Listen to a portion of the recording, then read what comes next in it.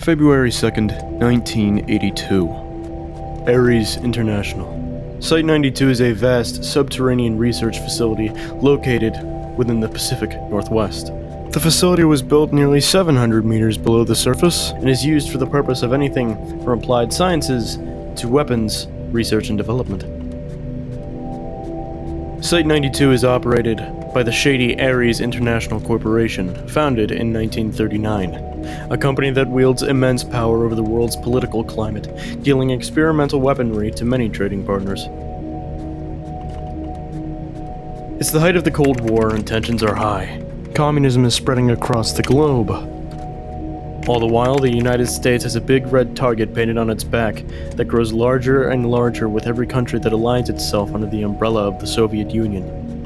The president and his communist arch-nemesis are at constant odds. Paranoia is felt tenfold by both the nations at power and those in between.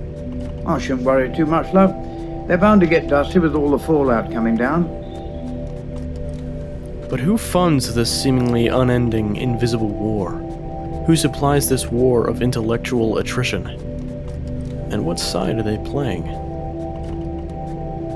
The answer to the first two questions is simple, being ARES International. But the third is going to be a little bit more difficult to answer. I'm going to tackle ARES Corp one piece at a time. Site 92 poses many questions, the answers of which can be found within its multiple segments. So, let's get some answers. Starting with the offices.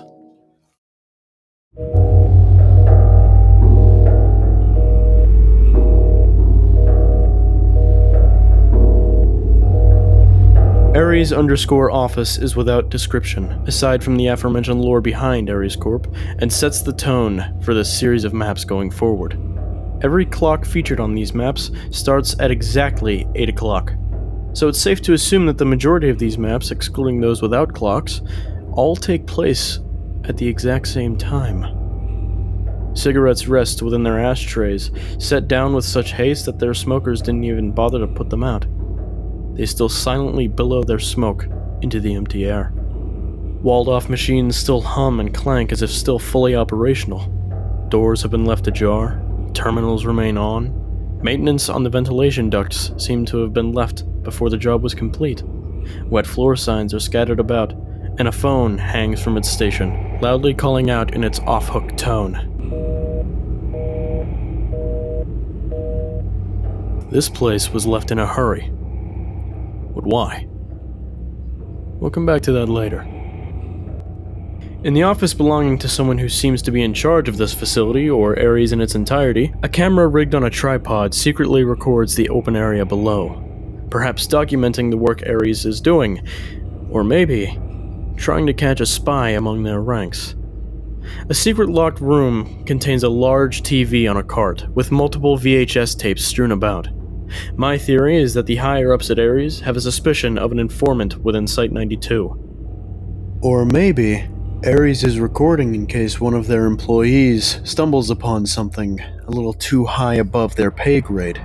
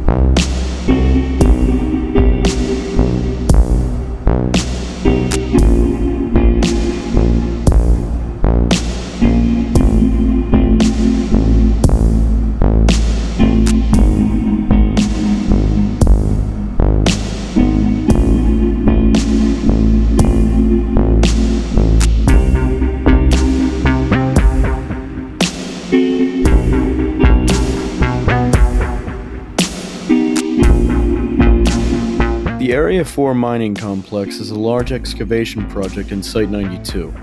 This piece of the ARES facility is degraded beyond repair. Rusted and dusty, this area has experienced heavy flooding and displacement of resources. It's neglected, barren, and derelict. What this place was used for besides transporting mined materials is unknown. However, it seems to have in past been a testing area for a large weapon of some sort. And upon closer inspection, one might find that there were once more, considering the similarity between the weapon's parts and the multiple objects lying about. These odd metal spheres seem to line each of the maps and emit a strange ringing sound. While these are, in majority, simply a reference to the game inside, a large influence on these maps, my personal theory is that these are capsules to nuclear cores, and that these may be being used to power or even as ammunition to these larger weapons. Either way, their sheer size and number makes their haphazard placement a terrifying prospect. In truth, this section of the facility is not as significant to the larger story this series of maps is telling, but it does offer insight into the abandoned areas of the facility, and how ARES technology has advanced. After speaking with the creator of these maps, I can confirm, though, that whatever caused this flooding is not the same event that caused the mass evacuation from the facility. We aren't getting off that easy. We've still got answers to find yet. So why don't we try the atrium?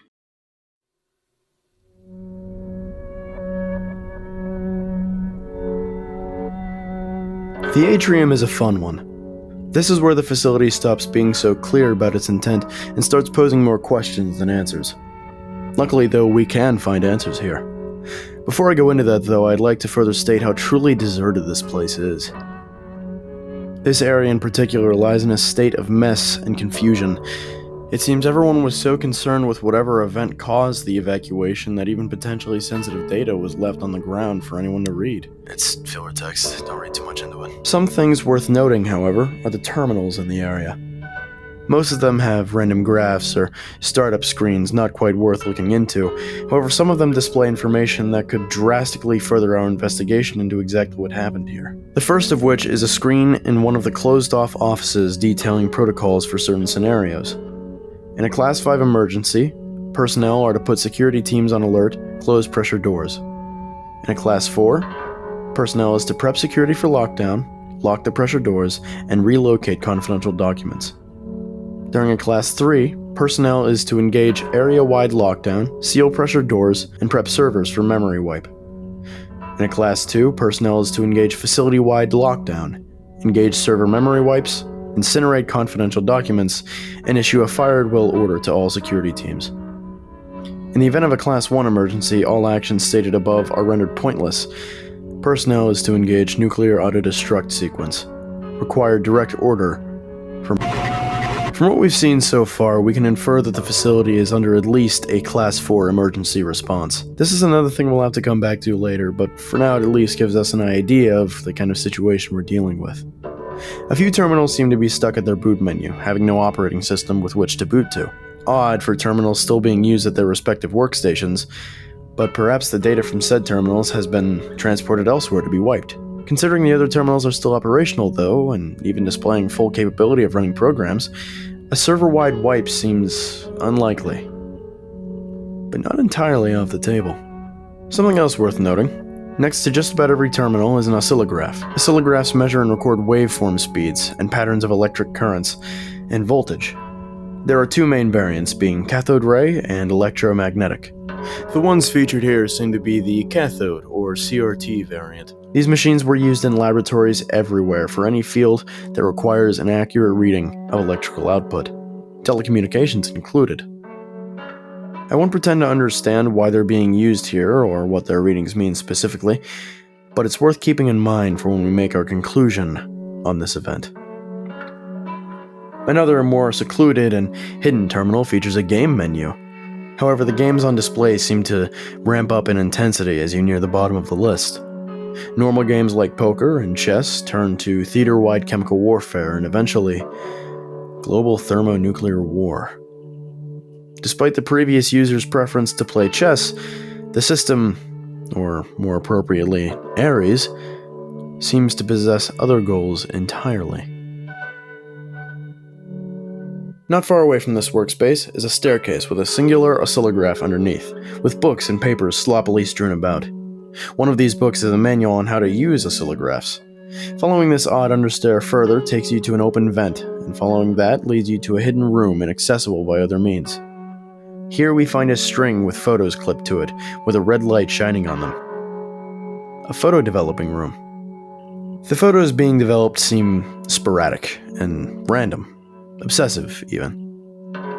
An agent at ARES has seemingly gone rogue and wishes to gather as much information as possible on the corporation and their colleagues as well. But what would be so immoral to make an employee of such a secret organization go rogue? To turn against the very people they work next to every day? I do wish to answer this question in due time once we've gathered all the information we can, but for now, let's continue. A large corridor lined with 2 filing cabinet rows has been ransacked, pilfered of most of its contents. The files being raided in such a hasty manner is uncharacteristic of a calculated corporation such as ARES. To me, this can mean only one thing. Documents are being either hidden, shredded, or in accordance to Emergency Level 2 protocol, incinerated. So now we have a confirmation of the threat level ARES has found themselves in. I suppose something worth mentioning as well is the fact that a superprint machine on this map is spitting numbers out in hexadecimal code, though this is something else that's best not read too much into, because all these numbers say is the word secret. Before we move on to the next area, I'd like to address the posters we see lining the walls of each of the ARES maps. The first I'd like to talk on is the one that explains the odd white light we keep seeing throughout the facility. These fixtures are xenon lights and provide the illusion of natural light, so that those who live underground working in the facility can feel a little more comfortable in their work environments. The next is a poster telling staff to keep in shape, so that they can run for their lives in the event of catastrophe. This, I feel, goes hand in hand with this poster, telling personnel not to pay any mind to anomalies beyond their clearance level. There's also a fair bit of pro-American, anti-USSR sentiment in these posters, though by the end I'm sure you'll agree with me that these 2 posters exist solely to appease the US government from looking too deep into ARES. On a side note, I've been stalking the creator's Sketchfab for a while now, and I advise you take a look at his models as well. They're incredibly well made and might provide useful to you if you are a map maker, game developer, or a 3D animator. There is also, of course, this beautiful little joke. If you don't get it, that rover is meant to be the Curiosity rover, the one sent to Mars by NASA, with a cartoonish dead cat beneath one of its wheels. If you need this joke explained further, I gotta be honest, I don't know how you made it this far into the video. There's just one more poster I'd like to address, and it's this one. All I'll tell you is that you should keep it in mind. Now, we can finally move on to the data center.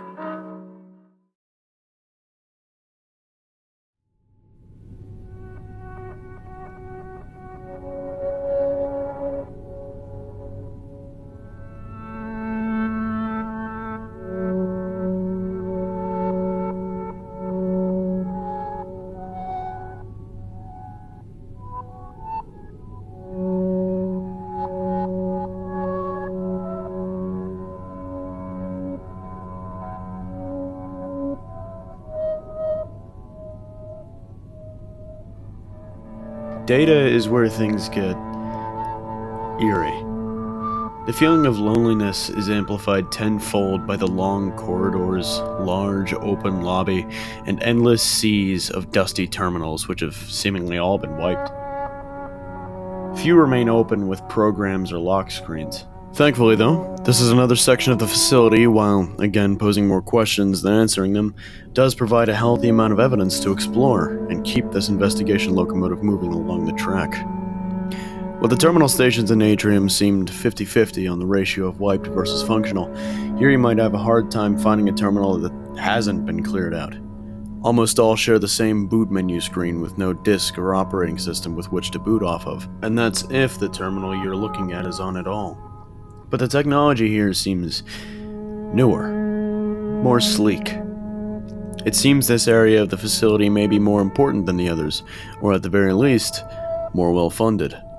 Makes sense considering the importance of the data center's job. We also see more workstations, cubicles, and general accommodation than most of the other maps in this series. I was provided a visual map of Site-92 by the creator of these maps himself, and while he has specified that not everything is up to date, it certainly gives us an idea of the age of this facility. The Area 4 mining complex, to no one's surprise, is the oldest of the 5 maps, with Atrium and Data both being newest in Area 9.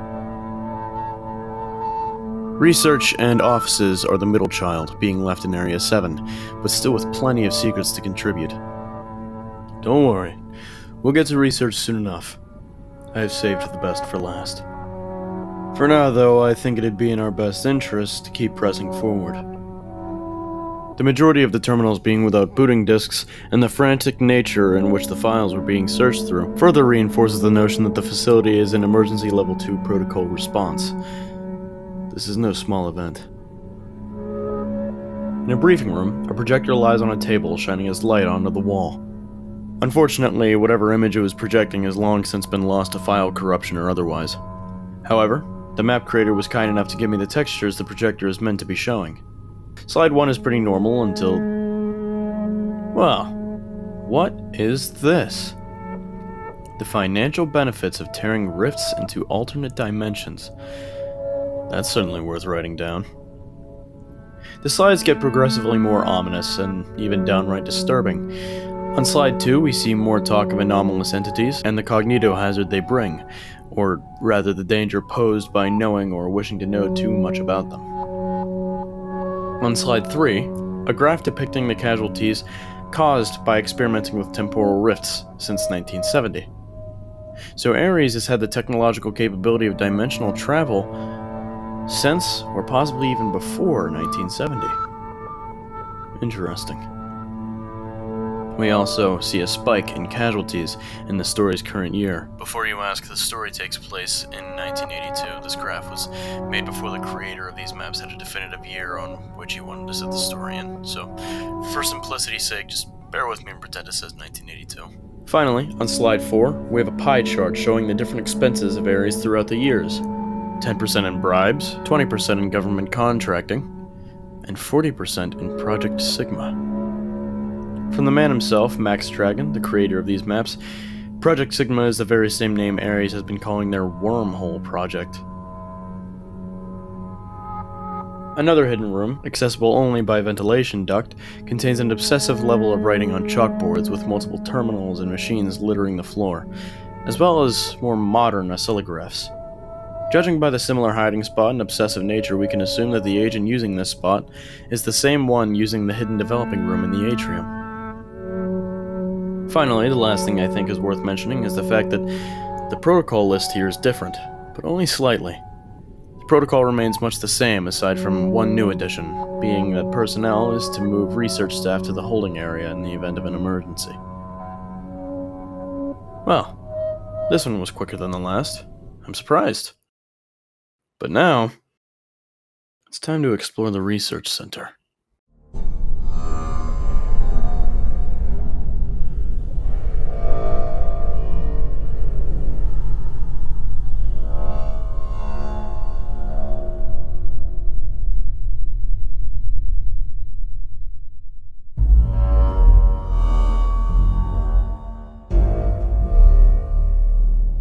I've saved this map for last not only because it's my favorite out of the 5, but because it's easily the most intriguing. This one feels the most empty out of all the maps. We see more long hallways, but no open lobby area besides the stairwell. We see no recreational areas, no hidden room. Strictly business here, it seems. Even some of the windows for the rooms containing servers or terminals utilize privacy glass. We start out in a room full of terminals all displaying the same screen, excluding of course the ones that aren't powered on.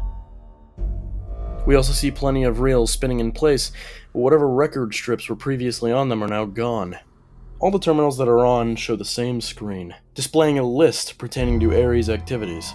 Some of these are normal, some not, but the 3 most interesting to me are the Helen test log, the Rainier incident, and the revenge plan. Let's start off with the Helen test. When asked, the creator told me it was a research project by ARES to develop a weapon so powerful it could take out an entire naval ship with the press of a button. We can assume that this weapon is the very same we saw on Ares_Mines. Neat to see such an early prototype of such a weapon, though it's a little unfortunate we were never able to see the final product. As for the revenge plan, in my eyes, this is more than likely just a plan of retaliation in the event that the American government stopped being so cordial. But the Rainier incident. This incident isn't elaborated on within any of the maps themselves, but luckily I do have the full story. But that'll have to wait until after we're done compiling all of our evidence. Don't want to jump to conclusions now, do we? We also, of course, see a nod to the Athena Research Group. This isn't at all the first time we've seen them either. As interesting as the idea of competition with Ares is, though, the creator felt that they had no place in this story. And I'll be honest, I have a hard time disagreeing with him. He retconned Athena Research a while ago, though these maps have yet to be updated or remade. The main attraction to this map is the area of experimentation. A walkway suspended above makes use of observation windows to watch the topless rooms below and the research being conducted within them. Each of these rooms have walls of glass with cameras looking in and recording. The doors, though, are secured with metal bars. We see more of these mysterious metallic spheres, their hum inescapable. We see multiple gurneys and vital sign monitoring machines, even IV stands, insinuating that biopsies were conducted here. What in the hell is a weapons company doing giving biopsies? And why are they locked up so tight? In any case, in one room, we see multiple tables in which robotic arms were being tested to see if they could pour a cup of coffee. It seems that they were just slightly unsuccessful. In the final room, we see nothing but one singular gurney. Interesting. Now that we have all our puzzle pieces together, though, it's time I put the final piece in place. The Rainier incident. The creator's own summary of the situation goes as follows. A strange device is found deep inside a glacier in Mount Rainier National Park in Washington State in the year 1938. At the layer of glacier it is buried in, it is estimated to be at least 40,000 years old. A team of 11 government employees are sent to dig it up and investigate, including a Dmitry Petrov, a Russian immigrant. He is the first to physically touch the artifact after removing his gloves to warm his hands over a fire, but he accidentally makes psionic contact with a hyperdimensional hive mind organism. These aliens influence the minds of the research team and lead them to work with the US government to create an organization to research the artifact. 4 military and science companies and government branches merge to form ARES Corp, Arms, Research, Engineering, and Science. The original goal of ARES was to research and potentially weaponize the alien technology. However, the secret goal of the original research team, referred to as the Boardsmen, is to create an Einstein-Rosen bridge, essentially a wormhole. The goal of these wormholes is to open the door between our world and the interdimensional habitat of the aliens, so that they are able to come to Earth and take refuge, eliminating human habitability of the planet as a side effect. After forming ARES, Petrov left for Russia in 1941, following the German invasion. He fights with the Red Army and has a child with a woman he falls in love with during this time. However, later he returns to the US to work in ARES, becoming known only as Agent 01, the first boardsman. His daughter, Natalia, grows up without knowing him very well, but is inspired by his scientific achievements. She is almost inhumanly capable with math and physics, and even at a young age grew up to work on the Soviets' bridge project in the late 60s. During this period, ARES and the USSR unknowingly activate both of their bridge devices at the same time, causing them to link together and exit somewhere in northern Greenland. Natalia is the first through the bridge and meets a scientist from ARES who came from the other end. She learns that the US is also experimenting with bridges and is awarded for her expedition upon her return. Eventually, though, she flees the USSR to go to America. There, she goes into hiding, but is eventually found by ARES and given an ultimatum. She can either work on the ARES bridge program, or be deported back to the USSR, likely facing imprisonment. She chose to work at ARES, and later became the lead of the bridge project. So, now we have the entire pile of puzzle pieces laid out. Let's put them together. We can start with a basic timeline of events. In 1938, a strange device is found within Mount Rainier National Park. Dr. Dmitry Petrov makes contact with an interdimensional hive mind of an alien race when he touches the device with his bare hands. Said aliens influenced the research team to work with the US government to form a massively funded private company by the name of ARES, with the express goal that they will find a way to use the alien technology as a weapon, and the unexpressed goal of creating a bridge from the aliens' homeworld to our own. In 1941, Petrov leaves the US back to Russia, where he later has a daughter who goes on to help develop the Soviets' own bridge project. In the late 1960s, both group projects accidentally make contact with one another, finding out that they have both been working on the same wormhole project.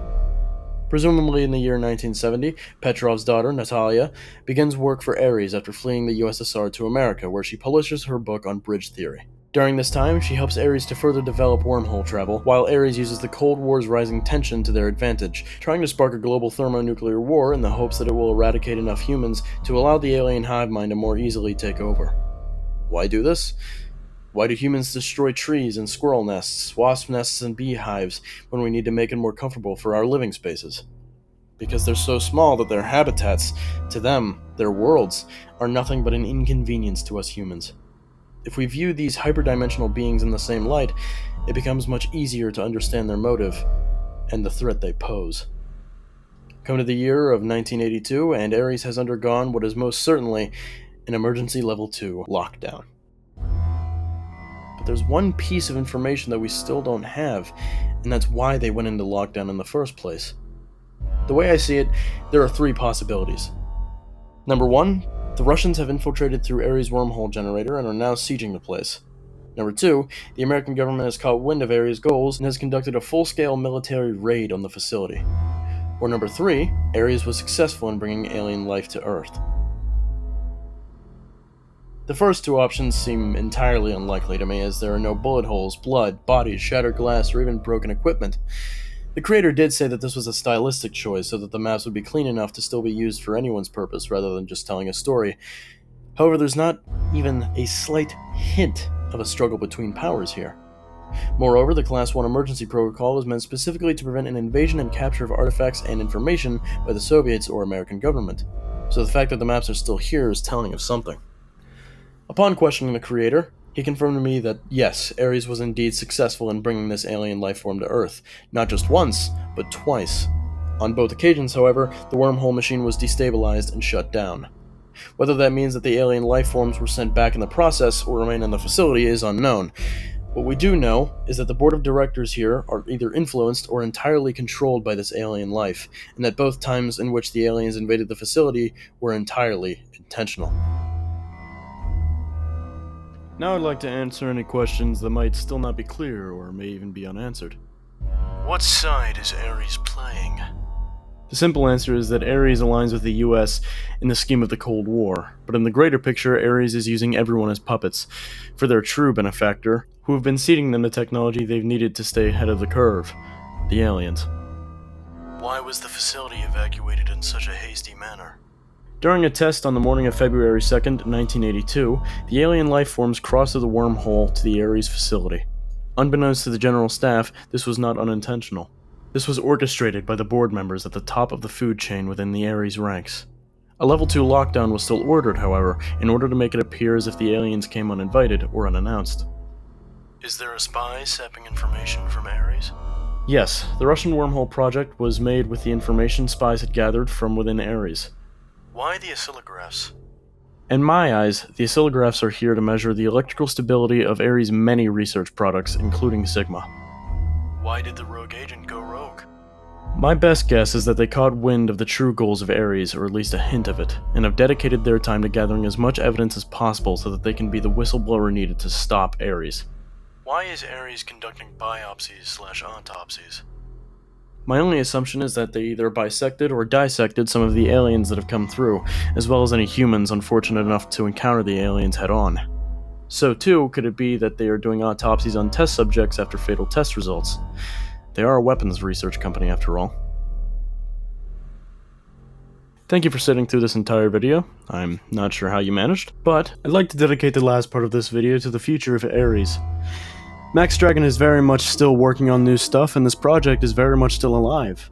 From what he's given me of his work-in-progress material, it's only getting better from here. I'll absolutely be keeping an eye out for any Steam Workshop or Sketchfab releases, and I advise you to do the same. I also can't recommend giving these maps a gander for yourself enough. I promise you, you won't regret exploring. I'll also be sure to check out any future maps as well, and if possible, I'd love to make a part 2 to this video in the future. Make sure you go check out the links to his Steam Workshop page and his Sketchfab profile, which of course will be linked in the description. Thank you again, Max, for your incredible help on this video and your amazing environmental storytelling. I can't wait to see what's next. Anyway, that's all from me. Until next time.